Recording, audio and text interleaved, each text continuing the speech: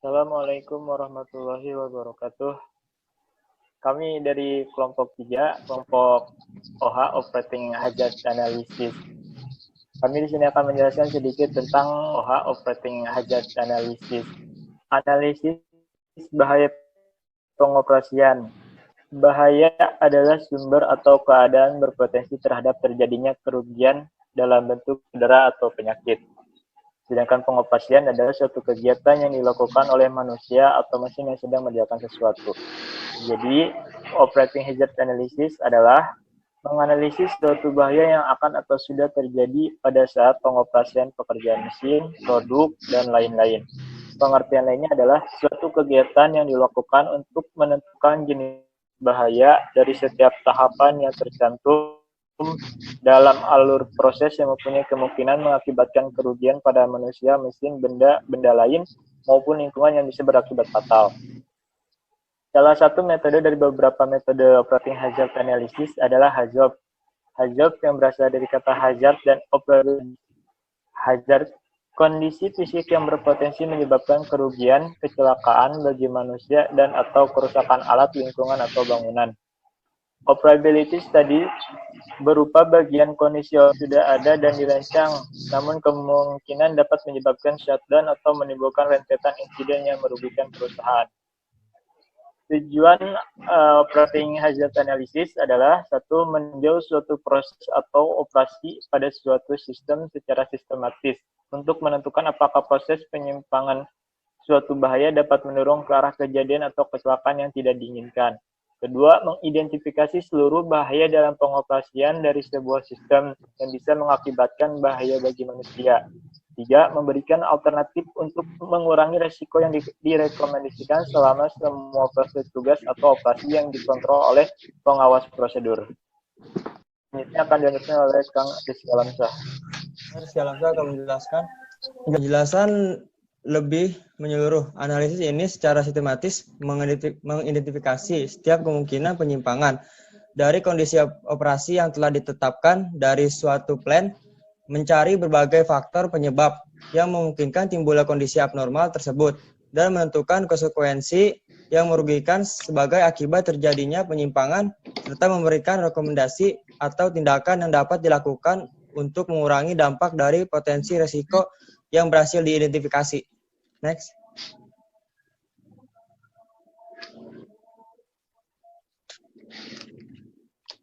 Next.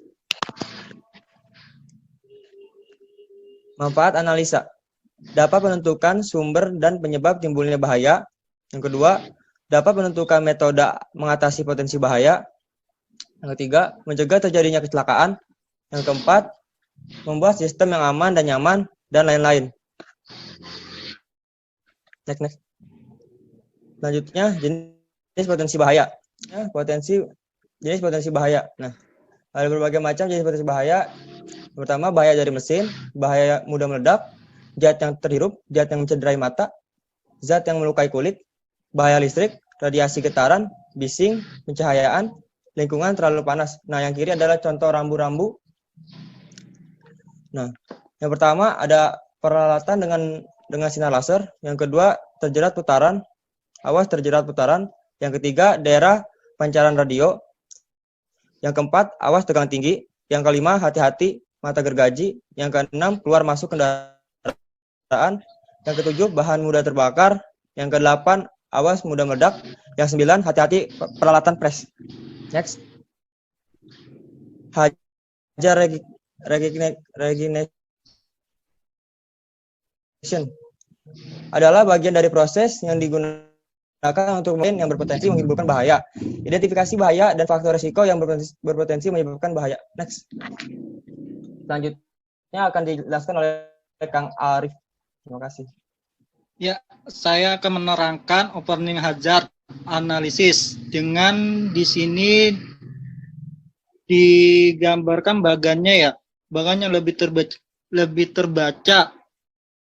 Yang pertama itu essential hazardous constitution, indemnity event, consul recommend, specific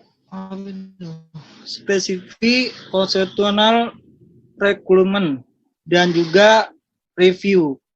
Next.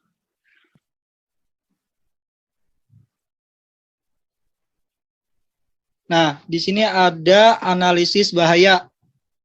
External hazardous situation, hal yang disiapkan jika terjadi bahaya. Worksheet, analisa bahaya. 1. Mengetahui urutan proses yang ada pada area penelitian. 2. Mengidentifikasi hazard yang ditemukan pada area penelitian. Oke, terima kasih. Di sini saya akan melanjutkan presentasi identifikasi kegiatan atau bahaya. Tergantung jenis apa yang akan dianalisis, seperti sebagai berikut: per fase, misi atau tujuan, dan per kategori bahaya. Identifikasi ini menggunakan yang pertama catatan rekaman data, yang kedua data insiden atau kejadian yang pernah terjadi, yang ketiga survei potensi terhadap semua kondisi yang dapat menimbulkan bahaya, yang keempat dan lain-lain tentunya. Di sini ada kategori besar bahaya, yang pertama mekanis, yang kedua listrik, ketiga radiasi, keempat kimia, kelima kebakaran dan ledakan. Lanjut. Di sini ada langkah prosedur tertentu. Yang pertama langkah prosedural, yaitu melakukan hal yang sedang terjadi dengan yang atau ditetapkan dalam penanganan bahaya. Urutan kendala, yaitu mengurutkan kendala dari kendala ringan hingga berbahaya, berguna untuk menyiapkan jika hal terjadi bahaya. Yang ketiga pengingat bahaya, yaitu sebuah line yang harus ada semua hal yang bisa menimbulkan bahaya, mengingatkan akan adanya bahaya. Yang keempat, represi data yang dibutuhkan, yaitu data yang dibutuhkan untuk bisa meminimalisir kejadian yang tidak diinginkan, dan juga bisa mengantisipasi atau memperbaiki hal yang bisa membahayakan. Yang kelima, peralatan pendukung, alat-alat perlindungan untuk menghindari bahaya. Selanjutnya akan dilanjutkan oleh teman saya. Close out requirement. Yang pertama test plan, yang kedua prosedur, yang ketiga sequence, yang keempat step, terus review. Yang pertama test plan, yang kedua prosedur. Red Nines review, mengecek semua hal kesiapsiagaan akan bahaya atau sudah terjadinya bahaya untuk meminimalisir bencana. Di sini ada beberapa metode analisa bahaya yang sering digunakan. Yang pertama checklist, yang kedua analisa aman kecelakaan atau job safety analysis, yang ketiga indeks DOW kebakaran atau Dow Fire, dan indeks peledak atau explosion index. Yang keempat analisa awal bahaya, preliminary hazard analysis atau PHA. Yang kelima prosedur bahaya kecelakaan atau hazard operational procedure atau HHZOP. Yang keenam FMEA, yang kemudian akan dilanjutkan oleh teman saya Ali. Rangkuman penjelasan analisis bahaya. Analisis suatu bahaya yang akan atau sudah terjadi pada saat pengoperasian pekerjaan, mesin, produk, dan lain-lain dengan menggunakan standar teknik analisis bahaya yang digunakan dalam persiapan penetapan keamanan dalam suatu sistem baru atau modifikasi untuk suatu keberadaan potensi bahaya atau masalah. Dengan suatu metode analisa bahaya yang sistematis, teliti, dan terstruktur untuk mengidentifikasi berbagai permasalahan yang mengganggu jalannya proses dan resiko yang terdapat pada suatu peralatan yang dapat menimbulkan risiko merugikan manusia atau fasilitas pada sistem, bias minimalisir bahaya atau mencegah bahaya. Kemudian inti identifikasi analisa, yang pertama proses apa yang sedang terjadi atau lokasi di mana proses tersebut berlangsung. Kemudian sumber hazard, sumber bahaya yang ditemukan di lapangan. Kemudian deviation, penyimpangan, yaitu hal-hal apa saja yang berpotensi untuk menimbulkan resiko. Kemudian cause atau penyebab adalah sesuatu yang kemungkinan besar akan mengakibatkan penyimpangan. Selanjutnya consequence akibat atau konsekuensi akibat dari deviation yang terjadi yang harus diterima oleh sistem. Lalu ada action atau tindakan. Tindakan dibagi menjadi dua kelompok, yaitu tindakan yang mengurangi atau menghilangkan akibat konsekuensi, sedangkan apa yang terlebih dahulu diputuskan, hal ini tidak selalu memungkinkan, terutama ketika berhadapan dengan kerusakan peralatan, namun pada awalnya selalu diusahakan untuk menyingkirkan penyebabnya dan hanya di bagian mana perlu mengurangi konsekuensi. Kemudian severity merupakan tingkat keparahan yang diperkirakan dapat terjadi. Likelihood adalah kemungkinan terjadinya konsekuensi dengan sistem pengaman yang ada. Kemudian risk. Risk atau risiko merupakan nilai risiko yang didapatkan dari kombinasi kemungkinan likelihood dan severity. Lanjut. Kemudian tujuan analisa yaitu menjalankan suatu kegiatan mesin atau pembuatan yang aman, pencegahan untuk mengurangi bahaya. Jika dua hal di atas tidak bisa dilakukan, maka dibuat atau diciptakan petunjuk atau peringatan. Kemudian akan dilanjutkan oleh Ramdan Nugraha. Case study. Lab di sebuah industri kimia, biologi, digunakan untuk melakukan uji coba produk. Para penguji diharuskan menggunakan APD hazmat. Pengujian ini dimaksudkan agar pekerja tidak terkena risiko dari pengujian produk yang berbahan kimia berbahaya jika terkena tubuh manusia. Dengan menggunakan metode job safety analysis, details akan diketahui kekurangan pada baju APD yang biasa untuk bisa meningkatkan kualitas APD agar tahan pada saat pengujian. Penjelasan singkat job safety analysis JSA merupakan identifikasi sistematik dari bahaya potensial di tempat kerja yang dapat diidentifikasi, dianalisis, dan direkam. Langkah-langkahnya yaitu 1. Identifikasi bahaya yang berhubungan dengan setiap langkah dari pekerjaan yang berpotensi untuk menyebabkan bahaya serius. 2. Menentukan bagaimana untuk mengontrol bahaya. 3. Membuat perkakas tertulis yang dapat digunakan untuk melatih staf lainnya. 4. Mengembangkan prosedur dan aturan kerja yang spesifik untuk setiap pekerjaan. Mungkin selanjutnya akan dilanjutkan oleh Muhammad. Muhammad. Maka bisa membuat analisa seperti di bawah. Survei keselamatan APD, identifikasi bahaya dan potensi kecelakaan kerja, mengembangkan solusi APD, terus pembuatan job safety analysis, pembuatan APD yang lebih aman, penerapan JSA kepada para pekerja. Dari case study, dengan menggunakan JSA didapatkan rancangan baju APD yang dapat melindungi tenaga kerja dari sinar UV dan virus saat beraktivitas di luar, dan juga bisa nyaman saat digunakan untuk beristirahat. Untuk bahan menggunakan nanorod zinc oksida, peneliti dari Northeast Normal University di China membuat lapisan untuk tekstil yang bahannya meniru sifat alami daun teratai yang menolak air. Selain itu, lapisan ini juga bisa mengeblok sinar UV untuk melindungi kulit penggunanya.